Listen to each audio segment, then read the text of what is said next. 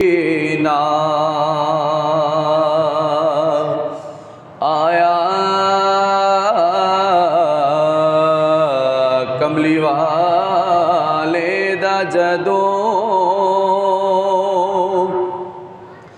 مینوں یاد مدینہ آیا سب دی بے چین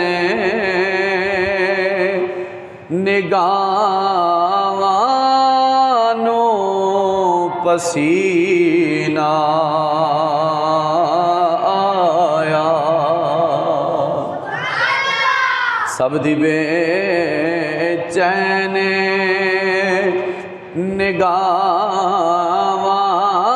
نگاہانوں پسینہ آیا اور رشک کرتے دو عالم والے رشک کرتے دو عالم والے ہاتھ حلیمہ تیرے اور رحمت دا خزینہ آیا ہاتھ حلیمہ تیرے اور رحمت دا خزینہ آیا ہاتھ حلیمہ تیرے رحمت دا خزینہ آیا اور حاجیو آؤ شہنشاہ کا روزہ وہ دیکھو حاجیو آؤ شہنشاہ کا روزہ دیکھو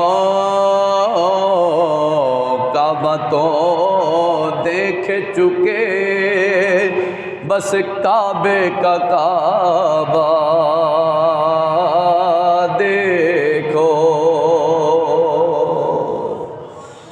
اللہ رب العالمین کی حمد و ثنا کے بعد میرے نہایت واجب الاحترام عزتوں کے لائق قرب و جوار نور و نزدیک سے آئے ہوئے معززین علاقہ تاجدار مدینہ رحمت کل کائنات فخر دو عالم نور مجسم شفیع امم سید الانس والجاں مائے خوباں شہنشاہ حسینہ تتمہ دوراں سرخیل زورہ جمالاں جلوہ صبح ازل نور ذات لم یزل فخر دو عالم نور مجسم شفیع معظم جناب حضرت سیدنا محمد المصطفیٰ صلی اللہ علیہ وآلہ وسلم کے غلاموں دیوانوں اور شمع رسالت کے پروانوں السلام علیکم ورحمۃ اللہ وبرکاتہ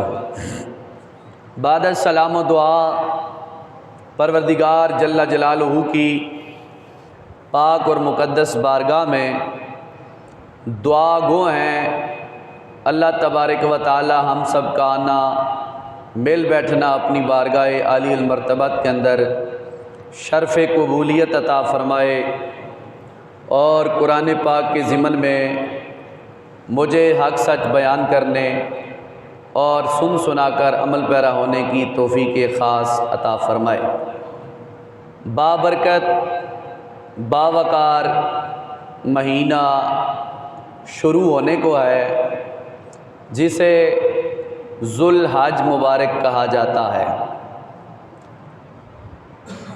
یہ مہینہ جب آتا ہے تو ان پرانی یادوں کو تازہ کرتا ہے کہ جس مبارک جگہ کو اللہ کے فرشتوں نے آباد کیا تھا، جس مبارک جگہ کو جناب آدم علیہ السلام نے آباد کیا تھا، جس مبارک جگہ کو جناب نوح علیہ السلام نے آباد کیا تھا، جس مبارک جگہ کو جناب شیث علیہ السلام نے آباد کیا تھا، جس مبارک جگہ کو جناب سلیمان علیہ السلام نے آباد کیا تھا، جس مبارک جگہ کو ابراہیم خلیل اللہ علیہ السلام نے آباد کیا تھا، جس مبارک جگہ کو اسماعیل ذبیح اللہ نے آباد کیا تھا، جس مبارک جگہ کو امام الانبیاء تاجدار ختم نبوت صلی اللہ علیہ وآلہ وسلم نے آباد کیا تھا، جس مبارک جگہ کو قوم عمالقہ نے آباد کیا تھا، جس مبارک جگہ کو قوم جرہم قبیلہ جرہم کے لوگوں نے آباد کیا تھا، جس مبارک جگہ کو عبداللہ بن زبیر نے آباد کیا تھا، اور جس مبارک جگہ کو قوم قریش نے آباد کیا تھا، میری مراد اس سے خانہ کعبہ ہے۔ ان مبارک ذاتوں نے سب سے پہلے درجہ بدرجہ فرشتوں کے بعد جناب آدم، پھر کرتے کرتے جن ذاتوں کا میں نے تذکرہ کیا، انہوں نے خانہ کعبہ کو آباد کیا اور اس کی تعمیر و ترقی میں بڑی محبت کے طور پر حصہ لیا ہے۔ اسی چیز کو اللہ تعالیٰ نے قرآن مجید فرقان حمید میں بیان کیا ہے بڑی محبت کے ساتھ۔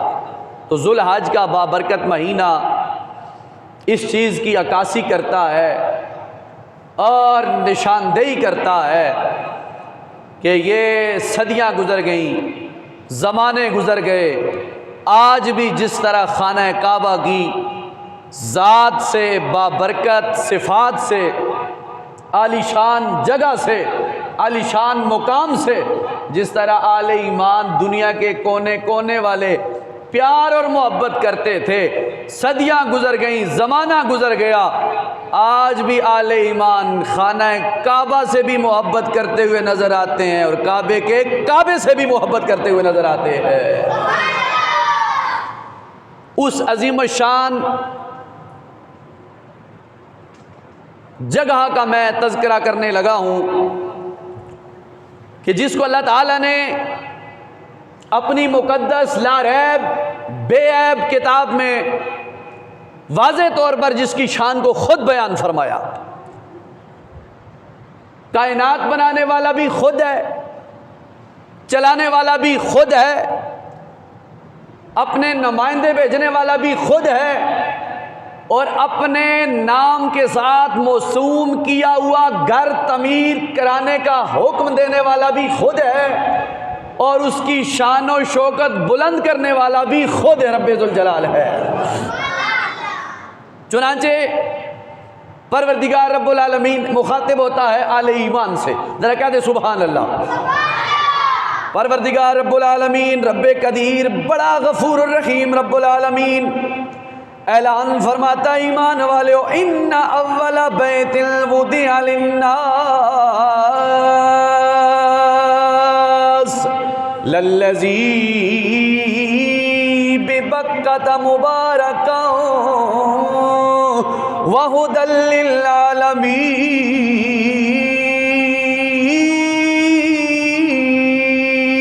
للعالمین۔ فرمایا ان اول بیت وضع للناس،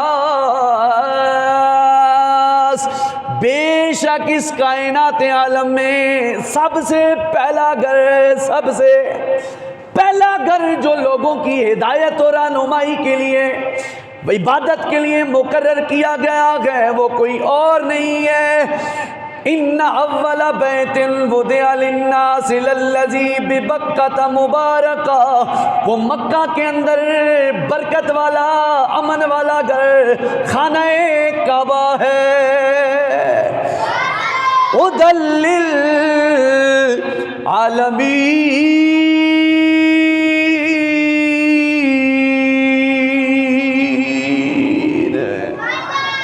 لوگوں لوگوں کی ہدایت کے لیے یہ گھر بنایا گیا ہے، عالمین کے لیے یہ ہدایت کا گھر بنایا گیا ہے۔ حضرت مولا کائنات علی المرتضیٰ شیر خدا سے کسی نے پوچھا کیا خانہ کعبہ پہلا گھر ہے کائنات میں؟ آپ نے فرمایا پہلا گھر نہیں ہے، اس سے پہلے بھی گھر تھے۔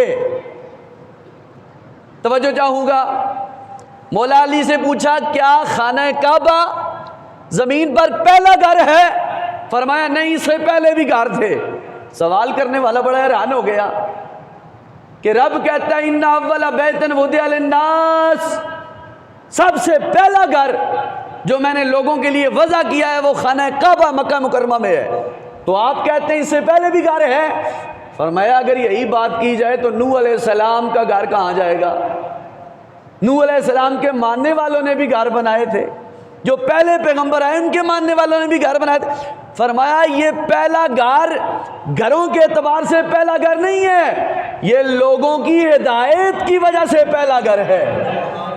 گھر تو اور بھی تھے لیکن جو ہدایت کا منبع و مرکز ایمان کا، ہدایت کا سب سے پہلے جو وضع کیا گیا، مولا علی کہتے ہیں ہدایت کے لیے جو وضع کیا گیا وہ پہلا گھر خانہ کعبہ ہے۔ ویسے بنائے تو اور گھر پہلے بھی تھے لیکن شان خانہ کعبہ کی افضل و اعلیٰ اس وجہ سے ہے کہ یہ عالمین کے لیے صرف واحد وہ گھر ہے جو اللہ نے ہدایت کے لیے بنایا ہے۔ تو پتہ یہ چلا خانہ کعبہ ہدایت کے لیے جو وضع کیا گیا ہے وہ پہلا گھر خانہ کعبہ ہے۔ توجہ چاہوں گا، کون سا خانہ کعبہ؟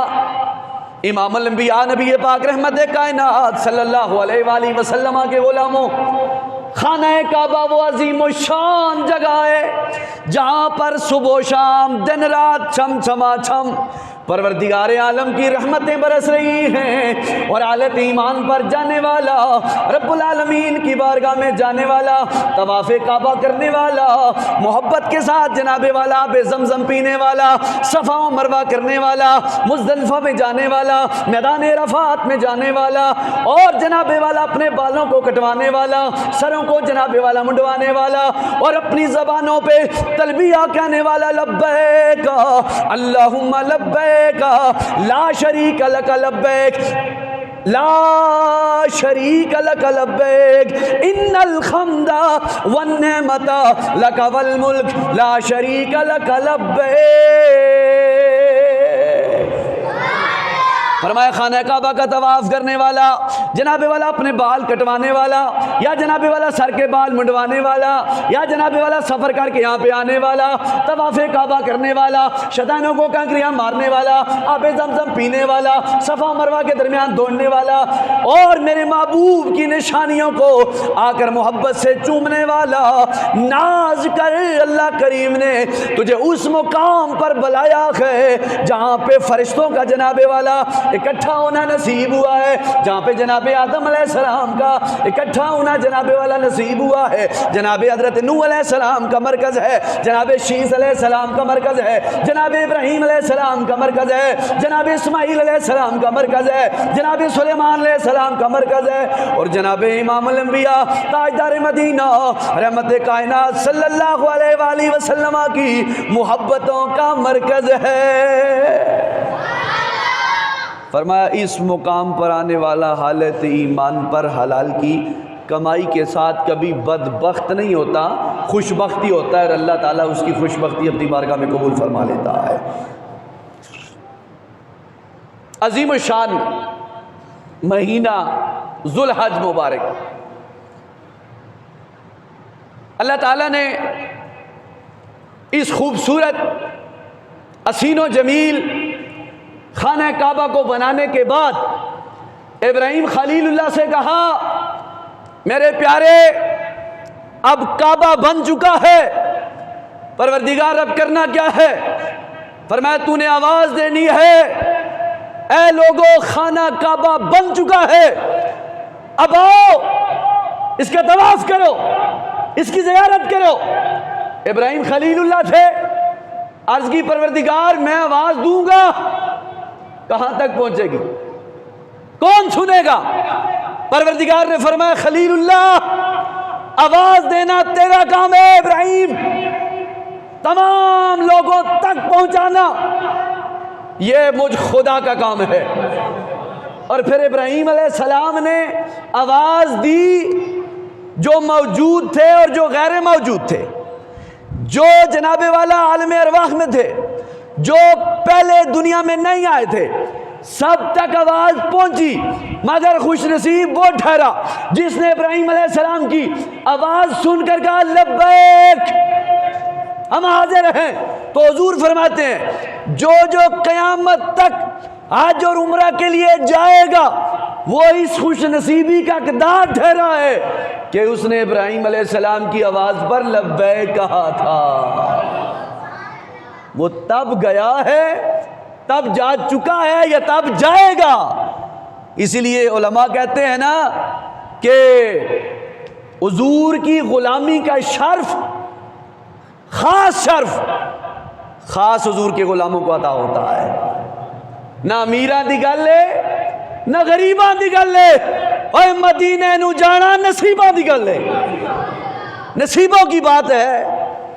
بہرحال بلاوا جو بندہ امید رکھتا ہے پروردگار پر، محبوب رحمان پر، وہ دن آتا ہے پھر مصطفیٰ اپنی نگاہوں کے فیضان سے اسے بلاتے بھی ہیں اور اپنے سامنے بٹھاتے بھی ہیں، اور پھر بندہ یہ کہنے پہ مجبور ہو جاتا ہے کہ تسی آئے تے کھڑ پئیاں بہراں یا رسول اللہ، دلاں دا چین پایا بے قراراں یا رسول اللہ۔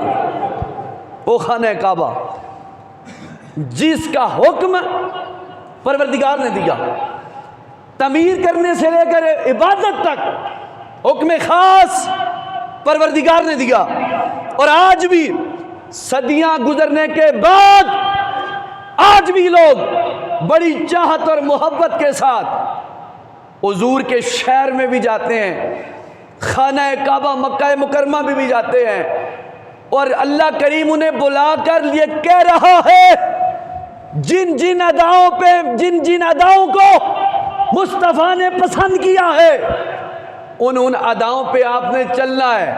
تم چلو گے اللہ تمہیں چلنے کی وجہ سے آج کا بھی ثواب دے گا، عمرے کا بھی ثواب عطا فرمائے گا۔ ظاہر بات ہے بندہ جائے گا اپنی مرضی سے کوئی کام نہیں کر سکے گا، مرضی سے کام کرے گا، نہ اس کا حج ہے نہ عمرہ ہے۔ تو عبادت بھی ہے اطاعت خدا اور محبت مصطفیٰ۔ اطاعت مصطفیٰ میں جھک جانے کا نام عبادت ہے، اور اکڑ جانا یہ عبادت نہیں، یہ شیطانی ہے۔ تو کہنے کا مقصد یہ ہے حضور نبی رحمت صلی اللہ علیہ وسلم نے خود اس چیز کو ہائی لائٹ کیا، بیان کیا۔ مسلم شریف کے اندر یہ حدیث پاک موجود ہے، سیاہ ستہ کے اندر مستند ترین کتاب، توجہ چاہوں گا، سب سے بڑا قرآن پاک، قرآن پاک کے بعد سب سے بڑا درجہ صحیح بخاری شریف کا، اور صحیح بخاری شریف کے اندر کم و بیش 7 لاکھ حدیث ہے۔ امام بخاری نے 16 سال میں لکھی۔ اس کے بعد دوسرا نمبر ہے صحیح مسلم، امام مسلم نے اس کے اندر 3 لاکھ حدیث پاک کو جمع کیا، اور 15 سال کے اندر آپ نے اس کتاب کو مکمل فرمایا۔ اندازہ لگائیں آپ، بخاری شریف کے اندر کم و بیش 7 لاکھ حدیث 16 سال میں امام بخاری نے لکھی، اور جو حدیث لکھی اس سے پہلے تازہ غسل کیا، خوشبو لگائی، 2 نفل پڑھے، پھر حضور کی حدیث لکھی۔ اتنا ادب کیا زندگی میں رسول پاک کی حدیث کا، امام بخاری نے اتنا ادب کیا نا، تو اللہ نے مقام پتہ کیا دیا؟ کسی کا کوئی اختلاف نہیں۔ آج بھی بخاری شریف کے مقدمے میں شرح میں یہ لکھا ہے کہ امام بخاری جب مرے ان کی قبر کھودی گئی، آپ کی قبر کی مٹی سے بھی خوشبو آ رہی تھی، مٹی بھی کیا جاتی رہی، کہہ رہی تھی بلند آواز سے گویا خوشبو دے کر کہ زمین میلی نہیں ہوتی، زمن میلا نہیں ہوتا، اور محمد کے غلاموں کا کفن میلا نہیں ہوتا۔ یہ اہتمام کیا امام بخاری نے، ہر حدیث پاک لکھنے سے پہلے تازہ غسل، 2 نفل، 7 لاکھ حدیث لکھی 16 سال میں. تو میرے نبی پاک نے پھر کتنا کرم کیا، رب نے کتنا کرم کیا. فرمایا تو نے اتنا ادب کیا میری حدیث کا، جا زمانے والوں کو پھر تیرے مرنے کے بعد ہم بتائیں گے تیری شان کیا ہے، تیری شوکت کیا ہے. پھر قبر کی مٹی بھی گواہی دے رہی تھی کہ یہ وقت کا امام بخاری جا رہا ہے. تو اس کے بعد امام مسلم، جو میں حدیث پیش کر رہا تھا، امام مسلم آپ نے 15 سال میں مسلم شریف لکھی اور کم و بیش 3 لاکھ حدیث پاک موجود ہیں مسلم شریف میں. یہ امام مسلم اس حدیث پاک کو لے کے آئے. آپ فرماتے ہیں حضرت ابو ہریرہ راوی ہیں حدیث پاک کے، آپ فرماتے ہیں اللہ کے محبوب نبی رحمت تاجدار مدینہ رحمت کائنات صلی اللہ علیہ وآلہ وسلم نے خطبہ ارشاد فرمایا. تیرے میرے کریم لجپال آقا نے خطبہ دیا، اے لوگو، اے جناب والا میرے غلاموں، آج تمہارے اوپر فرض قرار دیا گیا ہے. میرے محبوب نے یہ بات کہی، ایک بندہ کھڑا ہو گیا، سونے یا رسول اللہ کیا ہر سال؟ میرے پاک پیغمبر خاموش. پھر وہ بندہ کھڑا ہو گیا، یا رسول اللہ صلی اللہ علیہ وآلہ وسلم، عرشوں کے مہمان، کیا ہر سال آج فرض ہے؟ میرے محبوب خاموش. پھر کھڑا ہو گیا، کہنے لگا محبوب کیا ہر سال آج فرض ہے؟ 3 بار حضور سے پوچھا، حضور خاموش. پھر حضور جناب والا خود بولنے لگے، حکمت کے موتی رولنے لگے، اپنی کہانی خوبصورت زبانی سنانے لگے. فرمایا میرے غلام، اگر میں تیرے سوال پر کر دیتا ہاں ہر سال تمہارے اوپر حج کو واجب فرض قرار دیا جاتا، تمہارے اوپر جناب والا واجب ہو جاتا، تم ہر سال حج کرنے آتے، لیکن میں خاموش رہا اس وجہ سے کہ مجھے خبر ہے تم ہر سال حج نہیں کر سکو گے. میں خاموش رہا. اور سنو میرے غلاموں، جب تک میں بات تم سے کوئی نہ کروں آگے سوال نہ کیا کرو. تم سے پہلے لوگ اسی وجہ سے کثرت سوال کرنے کی وجہ سے زیادہ تر ہلاک ہوئے، انبیاء کی مخالفت کرنے کی وجہ سے زیادہ تر ہلاک ہوئے. جس بات کے کرنے کا میں تمہیں حکم دوں وہ تم کر لیا کرو، جس کام سے باز رہنے کا حکم دوں باز آ جایا کرو. اس حدیث پاک میں رزلٹ یہ نکلا کہ حضور نے خاموشی اختیار کی. حضور نے کہا نا ایمان والو آپ پر آج فرض کر دیا گیا ہے. یہ بات یہاں تک ہوئی کہ ایک بندہ کھڑا ہو گیا، حضور ہر سال. پھر کہا حضور ہر سال، حضور ہر سال. 3 مرتبہ کہا، حضور خاموش. حضور کے ہاں کرنے کی دیر تھی، ہر سال آج ہمیں کرنا پڑتا، چاہے غریب ہوتے یا امیر ہوتے. تو علماء یہ حدیث پاک لکھنے کے بعد بیان کرتے ہیں ایمان والوں کو جو کہتے ہیں نبی کچھ نہیں دے سکتا، نبی کا کیا کرم ہے معاذ اللہ ہم پر. اور فرمایا حضور 1400 سال پہلے بعد کی بھی یہ خبر رکھتے ہیں کہ میرا امتی ہر سال حج نہیں کر سکے گا، ہر سال حج نہیں کر سکے گا، عمرہ نہیں کر سکے گا. آج نہیں کر سکے. حضور نے ہاں کرنی تھی، اللہ نے تمہارے اوپر لازم کر دینا تھا، تم نے ہر حال میں حج کرنا ہے. تو حضور نے یہ کرم نوازی کی اپنے غلاموں پر کہ میرے غلاموں ہر سال نہ بھی تو صحیح، فرض ہونے کے ناطے زندگی میں ایک بار تم حج کر لیا کرو. اللہ تمہاری فرضیت ساکت کر دے گا اور تمہارا آنا اپنی بارگاہ میں قبول و منظور فرما لے گا. اس لیے حضور کے غلاموں، حضور نبی رحمت صلی اللہ علیہ وسلم نے اپنے غلاموں کو ہر موقع پر یاد کیا اور بتایا کہ جو میرے قریب آنا چاہتے ہیں وہ رب کے قریب ہو جائیں. جو رب کے قریب ہوتا ہے مصطفیٰ کے قریب ہوتا ہے، اور جو مصطفیٰ کے قریب ہوتا ہے رب کے قریب ہوتا ہے. امام الانبیاء نبی پاک علیہ الصلوۃ والسلام کے غلاموں، صحیحین بخاری و مسلم دونوں کے اندر یہ روایت موجود ہے. امام الانبیاء تاجدار مدینہ رحمت کائنات صلی اللہ علیہ وآلہ وسلم سے سوال ہوا، یا رسول اللہ صلی اللہ علیہ وآلہ وسلم سب سے افضل عمل کون سا ہے؟ تو میرے محبوب علیہ السلام نے ارشاد فرمایا اللہ کی ذات پر ایمان لانا، مجھ رسول کی ذات پر ایمان لانا سب سے افضل عمل ہے۔ پھر عرض کی یا رسول اللہ صلی اللہ علیہ وسلم اس کے بعد اب سب سے افضل عمل کیا ہے؟ تو امام الانبیاء نے فرمایا اللہ کی راہ میں جہاد کرنا سب سے افضل عمل ہے۔ پھر عرض کی یا رسول اللہ صلی اللہ علیہ وسلم اس کے بعد سب سے افضل ترین عمل کیا ہے؟ تو اللہ کے محبوب فرماتے ہیں اس سے بعد سب سے افضل ترین عمل حج مبرور ہے۔ حج مبرور سب سے افضل ترین عمل ہے۔ توجہ چاہوں گا، سب سے پہلے افضل عمل یہ ہے کہ بندہ اللہ کی ذات پر، محمد رسول اللہ علیہ السلام کی ذات پر کامل یقین لائے۔ اس کے بعد میدان جہاد میں جانے والا مجاہد سب سے افضل ترین عمل ہے۔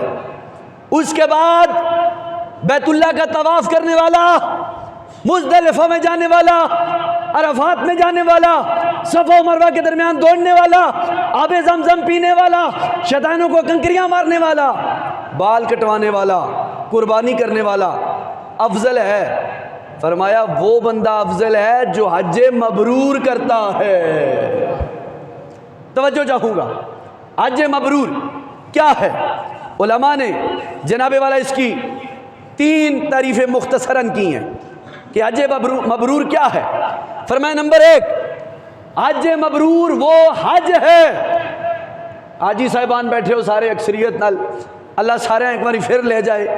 توجہ چاہوں گا، حج مبرور کیا ہے؟ فرمایا حج مبرور وہ حج ہے کہ آپ جب پہنچے خانہ کعبہ، حج کے تمام ارکان آپ نے کیے ادا، ہو گئی وہاں سے چھٹی، پہنچے آپ گھر، اور جب تک آپ گھر میں رہے ساری زندگی جو بقیہ زندگی آپ نے گزاری، اس زندگی میں آپ نے کوئی بھی گناہ نہ کیا ہو، وہ آپ کا حج مبرور ہے۔ اور حضور نے فرمایا حج مبرور کی جزا الحج المبرور لیس لہ جزاء الجنہ، فرمایا حج مبرور کی جزا جنت ہی جنت ہے۔ اور دوسری تعریف حج مبرور کی، فرمایا جس نے حج کیا، طواف کعبہ کیا، واپس اپنے گھر آ گیا اور ساری زندگی بڑے گناہ سے بچتا رہا، یہاں تک کہ اسے موت آ گئی، اس نے اپنا دامن گناہوں سے بچا کے رکھا اور دنیا سے چلا گیا، یہ حج مبرور ہے۔ اور تیسری تعریف حج مبرور کی یہ ہے کہ جب حاجی جاتا ہے حج کرنے واپس آتا ہے، وہ دنیا سے بے رغبت ہو جاتا ہے اور آخرت کی طرف رغبت کرنے لگ جاتا ہے۔ یعنی حج کرنے والا جب واپس آتا ہے تو دنیا کی چیز کو کوئی اہمیت نہیں دیتا، اہمیت دیتا ہے تو آخرت کو دیتا ہے، قبر قیامت کو دیتا ہے۔ فرمایا یہ حج مبرور ہے۔ اگر کسی خوش نصیب حاجی کے پاس یہ 3 چیزیں یا تینوں میں سے کوئی ایک چیز موجود ہے تو وہ ناز کرے، اللہ نے اسے حج مبرور عطا فرمایا ہوا ہے۔ اگر اس کے پاس گناہ ہیں، گناہوں سے مراد بڑے گناہ، جھوٹ بولنا بھی بڑا گناہ ہے، اور تو گناہ دور بات ہے نا، اور بھی فرمایا بڑے گناہ سے جو بچتا ہے اللہ اسے حج مبرور کا ثواب عطا فرماتا ہے۔ اور خواجہ حسن بصری رحمت اللہ تعالی علیہ فرماتے ہیں حج مبرور، مجھ سے پوچھتے ہو کیا ہے؟ فرمایا جو دنیا سے تعلق توڑ دے، رب سے جوڑ دے، رسول سے جوڑ دے، وہ حج مبرور کا مستحق ہے۔ حضرت فضیل بن عیاض آپ جا رہے تھے، آپ کی ایک ملاقات ایک حاجی صاحب سے ہوئی، حاجی صاحب سے ملاقات ہوئی، حاجی صاحب کو مخاطب کرنے لگے فضیل بن عیاض، حاجی صاحب خانہ کعبہ وہ جگہ ہے جہاں پہ اللہ کے نور کی موریں لگتی ہیں، جہاں پر اللہ کے نور کی موریں لگتی ہیں، حاجی صاحب کوئی ایسا کام نہ کرنا کہ اللہ اپنی لگی ہوئی نور کی مور کو تمہارے اوپر سے ضائع کر دے۔ کتنا اہم جملہ بولا فضیل بن عیاض نے۔ وقت کے حاجی صاحب سے ملاقات ہوئی، فرمایا رب کا گھر نورانی گھر ہے، تم وہاں سے ہو کے آئے ہو اور رب کی نور کی جھلک تمہارے اوپر پڑی ہے، مور لگی ہے، کوئی ایسا کام نہ کرنا کہ رب اپنی لگی ہوئی مور واپس لے لے۔ افسوس ہوتا ہے نا، کوئی بندہ دستخط کر کے دے، بعد میں مکر جائے یا وہ پھاڑ دے، کہے میں نہیں کر کے دیتا، یا میں نے کیا نہیں ہے، یا میں کیوں کروں، تو آپ کو تو افسوس ہوگا نا، یار دیکھو اس کے پاس قابلیت ہے، سب کچھ ہے، مور لگا کے دی غلط دی، یا نہیں لگا کے دی، یا لگی ہوئی مور برقع واپس لے لیا، آپ ساری زندگی یاد رکھیں گے۔ تو جب رب نور کی مور لگا کر واپس لے لے، میرے اور آپ کے پاس پھر بچے گا کیا؟ میرے اور آپ کے پاس پھر رہے گا کیا؟ اسی لیے اعلیٰ حضرت امام اہل سنت کشتہ عاشق پیغمبر امام احمد رضا خان فاضل بریلوی فرماتے ہیں، حج مبرور یہ ہے کہ بندہ خدا کا شکر ادا کرتے ہوئے اس کی رضا و رحمت پہ راضی رہے، مصطفیٰ کی غلامی میں زندگی گزارے، اور گناہ سے نفرت ہی نفرت کرے، نیکیوں سے پیار کرے، یہی حج مبرور ہے، یہ حج مبرور ہے۔ اور اس کی علامت یہ ہے کہ انسان اللہ کے قریب ہوتا ہے۔ امام غزالی رحمۃ اللہ تعالی علیہ نے حج مبرور کی 2-3 مختصراً تعریفیں لکھی ہیں کہ حج مبرور ہم کس بندے کو سمجھیں یہ حج کر کے آیا ہے اور یہ حج مبرور کا مستحق ہے۔ آپ فرماتے ہیں پہلی بات یہ ہے، حج مبرور کرنے والے کی علامت پہلی یہ ہے کہ اگر اس کی ذات پر، اس کے بال بچوں پر، اس کے قبیلے پر، اس کے خاندان پر، اس کی اپنی جان پر کوئی بھی آفت یا مصیبت آ جائے تو وہ گیلا شکوہ نہ کرے، خوش دلی کے ساتھ کہے پروردگار جس حال میں تو رکھے وہ حال گوارا ہے۔ فرمایا یہ حج مبرور کی پہلی علامت ہے اس بندے کے مقبول حج ہونے کی۔ اور دوسری بات، جب حج کر کے واپس آئے اپنے برے دوستوں سے کنارہ کش ہو جائے، اچھی سنگت میں آ جائے، یہ حج مبرور ہونے کی علامت ہے۔ اور نمبر 3، جتنی زندگی گزارے عاجزی، اخلاص، پیار، محبت، رواداری اور معاف کر دینے والی زندگی گزارتا ہے۔ معاف کر دینا یہ بڑی بات ہوتی ہے، منہ سے کہہ دینا اور بات ہے، عملی طور پر کسی کو معاف کر دینا یہ بہت بڑا کام ہوتا ہے۔ تو یہ 3 خصوصیات، علامات علماء نے بیان کی ہیں، کس کی؟ کہ جس کے اندر جناب والا حج مبرور کی نشانی پائے جائے، اس کے والے سے یہ میں نے آپ کے سامنے بیان کیا ہے۔ حضرت ام المومنین عائشہ صدیقہ فرماتی ہیں، نبی پاک رحمت کائنات فخر دو عالم نور مجسم شفیع معظم صلی اللہ علیہ وآلہ وسلم سے میں نے سوال کیا۔ ام المومنین عائشہ صدیقہ سلام اللہ علیہ فرماتی ہیں، میں نے اپنے پاک پیغمبر سر کے تاج امام الانبیاء نبی پاک علیہ السلام سے سوال کیا، یا رسول اللہ صلی اللہ علیہ وآلہ وسلم، کیا عورتیں جہاد کر سکتی ہیں؟ کیا عورتوں پر جہاد ہے؟ امام الانبیاء نے فرمایا ہاں، عورتیں جہاد کرتی ہیں، ان پر جہاد فرض ہے۔ یا رسول اللہ کون سا؟ فرمایا حج و عمرہ۔ عورتیں لڑائی نہیں کرتی جہاد میں، میدان میں عورتوں کا یہ جہاد ہے کہ وہ حج کریں اور عمرہ کریں۔ اور یہاں پر میں رک کر، وقت کیونکہ مختصر ہے، میں وضاحت کرنا چاہوں گا، جس مرد پر توجہ، جس عورت پر حج فرض ہے، اگر وہ عمرہ کر کے واپس آ گیا تو وہ فرضیت حج کی اس سے ساقط نہیں ہوگی، وہ برابر کا جرمدار ہے کہ 2 لاکھ 2.5 لاکھ اس نے عمرے پہ لگایا، 8 یا 7 لاکھ بچایا دنیا کے لیے۔ فرمایا ایسے لوگوں کے اللہ کو عمرے کی بھی کوئی ضرورت نہیں۔ اللہ جس طرح کہتے ہیں نا بغار کے ساتھ پڑی ہوئی نماز اللہ میلے کپڑے میں لپیٹ کر اس کے منہ پہ مارتا ہے، اسی طرح اللہ کے ساتھ مذاق کرنے والا جس پہ حج فرض ہے اور وہ عمرہ کرنے بھاگ رہا ہے، اللہ ایسا عمل کوئی قبول نہیں کرتا جب تک فرض ادا نہ ہو، تو عمرہ انسان کا قابل قبول نہیں ہے۔ اور یہی بات میں اس چیز کو آگے ہائی لائٹ کرنا چاہوں گا۔ آج ہمارے کئی ایسے حضرات ہیں میرا کسی پہ کوئی اٹیک نہیں ہے، ایک مسئلہ ہے کہ گھر کے اندر 10 بندے ہیں، 6 بندے ہیں، 5 بندے ہیں، سارے صاحب نصاب ہیں، سارے صاحب نصاب ہیں، اور جب قربانی کا موسم آتا ہے تو صرف ابا رکھنے میں ہی کرساں، باقیاں چھٹی ہے۔ یہ ریت اپنی بدلے میں اور آپ، ابے نے جانے اپنی قبر میں، بھائی نے جانے اپنی قبر میں، بیٹی نے جانے اپنی قبر میں، بیٹے نے جانے اپنی قبر میں، بہو نے جانے اپنی قبر میں، باپ نے جانے اپنی قبر میں، ماں نے اپنی قبر میں جانا ہے۔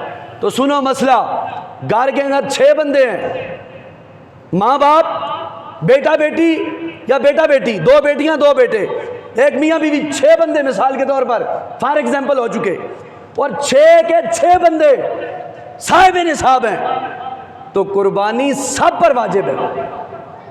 ایک باپ کی وجہ سے قربانی سب سے ساقط نہیں ہوگی، اور برابر کے جرمدار ہیں اگر قربانی نہیں کریں گے تو۔ اس لیے وہ اب آپ اپنی نیتوں کا ذرا قبلہ درست فرما لیں۔ اور میں ایک اور مسئلہ آپ کے سامنے رکھتا ہوں، قربانی کا موسم آتا ہے، بعض لوگ کہتے ہیں ہمارے اوپر قرضہ ہے، علماء نے ایک اور چیز بھی بیان کی ہے، آپ پہ کتنا قرضہ ہوگا؟ آپ کی جائیداد ہے، اور جائیداد تو بعد کی بات، شریعت یہ کہتی ہے اگر تمہارے استعمال کے علاوہ تمہارے گھر میں ڈبل سامان ہے، فار ایگزامپل تمہارے گھر میں ڈبل فریج پڑے ہیں، ایک بند ہے ایک چل رہا ہے، جو چل رہا ہے شریعت کہتی ہے اس پر کوئی ٹیکس نہیں ہے، تکو نا، اس پر کوئی ٹیکس نہیں ہے، اور جو بند ہے اس کی مالیت کا اعتبار کیا جائے۔ ان سے پتہ ہے بڑا فریج کتنے نا؟ 1,55,000 نا، کم و بیش، بند پیانا ہوئے تو اس طرح سیدھی ایک فریج نہیں قیمت لاؤ، قربانی اس سجن تے واجب ہے۔ اگر ڈبل واشنگ مشین پڑی ہے، ضروریات سے زیادہ بسترے پڑے ہیں، ضروریات سے زیادہ برتن آلہ پڑے ہیں، ضروریات کا آپ کا ایک گھر ہے، اگر 2 گھر ہیں تو اس کی مالیت بھی سامنے لائی جائے گی۔ یہ ساری چیزیں ناپ تول کے سامنے آپ لاؤ گے، اور پھر اپنے آپ کو ایماندار ہو کر چیک کرو کہ ہم قربانی دینے کے قابل ہیں یا کہ نہیں ہیں، قربانی دیں گے یا کہ نہیں۔ تو یہ چیزیں، قربانی صرف مردوں پر نہیں ہے، قربانی عورتوں پر بھی ہے۔ اگر ایک میاں گھر والا صاحب نصاب ہے اس پہ قربانی واجب ہے، اور بیوی بھی صاحب نصاب ہے تو بیوی پہ بھی قربانی واجب ہے، بچوں پہ بھی قربانی واجب ہے۔ جس بندے کے گھر 3 گاڑیاں کھڑی ہوں، 4 گاڑیاں کھڑی ہوں، 3 موٹر سائیکل کھڑے ہوں، اور اعلیٰ گاڑیاں کھڑی ہوں، تو کیا وہ قربانی سے یہ کہے گا کہ قربانی صرف ابا ہی دے سن تے ساڈی چھٹی ہے؟